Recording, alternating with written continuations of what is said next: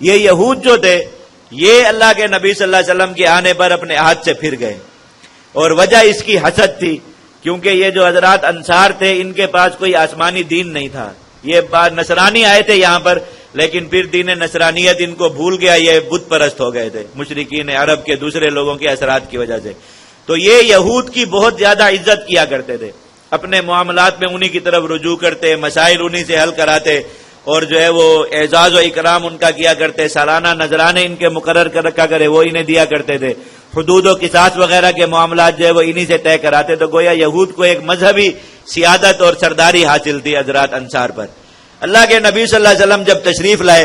تو انصار کا رخ جو ہے وہ اس طرف ہو گیا، اور انہوں نے بالکل یہود سے قطع تعلق کر لیا۔ تو ان کو اس چیز کی وجہ سے حسد ہوا کہ ہماری سرداری اور سیادت جاتی رہی۔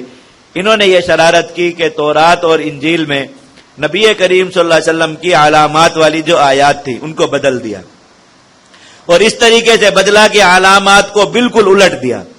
مثلا اللہ کے نبی صلی اللہ علیہ وسلم کا رنگ مبارک جو اس میں مذکور تھا اس کو تبدیل کر دیا، جو چہرہ مبارک کا جو خد و خال تھے اور جو حلیہ تھا اس ساری چیزوں کو جو ہے انہوں نے بالکل بدل دیا، اور پھر ان انصار کو بلاتے اور کہتے دیکھو تم نے دھوکہ کھایا، یہ وہ نبی نہیں ہے جن کی علامات تورات و انجیل میں موجود ہیں، پڑھ کر دیکھو اور پھر ان کو دیکھو، یہ تو اس کے مطابق نہیں ہے۔ تو انصار وہ پڑھتے تو ان کے ذہنوں میں شکوک و شبہات آتے کہ واقعی کہ اللہ کے نبی صلی اللہ علیہ وسلم کا حلیہ تو ایسا نہیں۔ تو یہ مدینہ کے یہود میں جو سب سے بڑے عالم تھے حضرت عبداللہ ابن سلام رضی اللہ تعالیٰ عنہ، یہ نبی کریم صلی اللہ علیہ وسلم سے ملنے گئے جب آپ مدینہ تشریف نہیں لائے تھے، ابھی قباء کی بستی میں تھے ہجرت کے وقت، اور وہیں چہرہ مبارک دیکھتے ہی مسلمان ہو گئے، کیونکہ وہ علامات اتنی گہرائی سے پڑی ہوئی تھی، اس کے مطابق دیکھا تو پوری کی پوری علامات اس پر، اور ایک مور نبوت جو ہے وہ نظر نہیں آ رہی تھی، تو اللہ کے نبی صلی اللہ علیہ وسلم نے خود چادر ہٹا کے ان کو کہا کہ پیچھے آ کے وہ بھی دیکھ لو۔ ان کے دل میں وہ خیال چل رہا تھا، وہی کے ذریعے اطلاع کی، تو حضور نے فرمایا کہ جو علامت تلاش کرے وہ بھی آپ دیکھ لیں۔ تو انہوں نے پیچھے آ کے دیکھا مور نبوت بھی تھی، تو وہ فوراً مسلمان ہو گئے۔ انہوں نے مسلمانوں کو بتایا کہ یہ یہود نے آیات تبدیل کی، تورات میں اس طرح، ان کے پاس تورات کا اصل نسخہ تھا، انہوں نے مسلمانوں کو لا کر وہ دکھایا، کہا دیکھو اس کے مطابق اللہ کے نبی صلی اللہ علیہ وسلم کی ساری علامات بالکل من وعن ان پر صادق ہیں۔ اس واقعے پر حضرات صحابہ کرام جو مہاجرین تھے اور انصار تھے، ان کو یہود پر بہت زیادہ غصہ اور جلال آیا، اور انہوں نے اللہ کے نبی صلی اللہ علیہ وسلم سے اجازت طلب کی کہ آپ ہمیں حکم دیں ہم ان کو قتل کریں، کیونکہ انہوں نے تو دین اسلام کو ختم کرنے کی اتنی بڑی سازش کی کہ یہ لوگ جو نو مسلم ہیں، ابھی تازہ مسلمان ہوئے، ان کا تو ایمان بالکل ہی بگڑ جاتا اگر حضرت عبداللہ ابن سلام رضی اللہ تعالیٰ عنہ موجود نہ ہوتے اور تورات کا ایک اصلی نسخہ یہاں پر مدینہ میں نہ ہوتا، تو سارے لوگ ہی نبوت سے انکاری ہو جاتے کہ تورات و انجیل کو چونکہ مانتے تھے اور ان میں ایسا لکھا ہوا۔ تو اللہ تعالیٰ نے فرمایا کہ ابھی نہیں، تھوڑا وقت ان کے لیے، ابھی بھی مہلت اور گنجائش موجود ہے، لیکن اللہ تعالیٰ ان کے بارے میں قتال کا حکم ضرور نازل فرمائیں گے، وعدہ اس میں فرمائیں گے۔ اعوذ باللہ من الشیطان الرجیم، بسم اللہ الرحمن الرحیم۔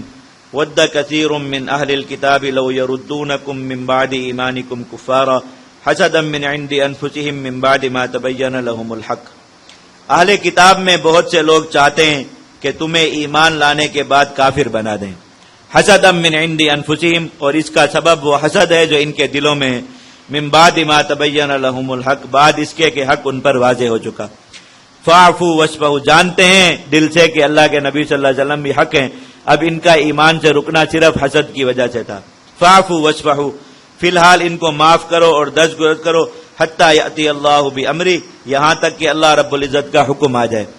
صاحب جلالین نے، علامہ قرطبی نے اور سارے مفسرین کرام نے لکھا، ای بامر القتال فیہم وضرب الجزیۃ علیہم، اللہ تعالیٰ ان کے ساتھ قتال کا بھی حکم دیں گے اور ان پر جزیہ نازل بھی کریں گے کہ اگر یہ جزیہ دے کر اپنے دین پر قائم رہنا چاہے تو رہ سکتے ورنہ نہیں۔ اور پھر ان کے بارے میں حکم جہاد آیا، اور سن 2 ہجری میں ہی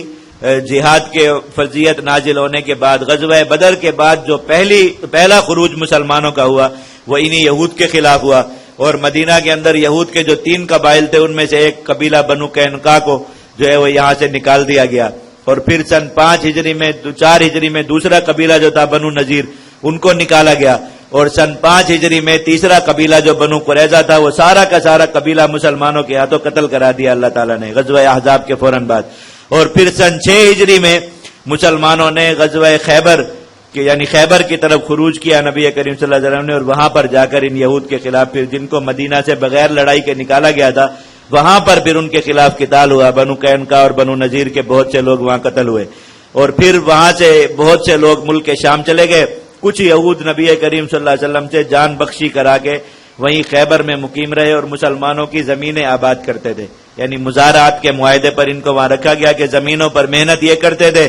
پیداوار مسلمانوں کو آتی تھی، کچھ حصہ ان کو مزدوری کے طور پر دیا جاتا تھا، یعنی مسلمانوں کے ملازم بن کر رہے. حضرت عمر رضی اللہ عنہ کے زمانے میں پھر خیبر سے ان کو بالکل یا مکمل نکال کر ملک شام بھیج دیا گیا، تو جزیرۃ العرب پھر یہود سے مکمل پاک ہوا. تو اللہ تعالیٰ نے آگے اپنے وعدے کے مطابق اس طرح ان سے جو ہے وہ جہاد کرائے. ان اللہ علی کل شیء قدیر، بے شک اللہ تعالیٰ ہر چیز پر قادر ہے.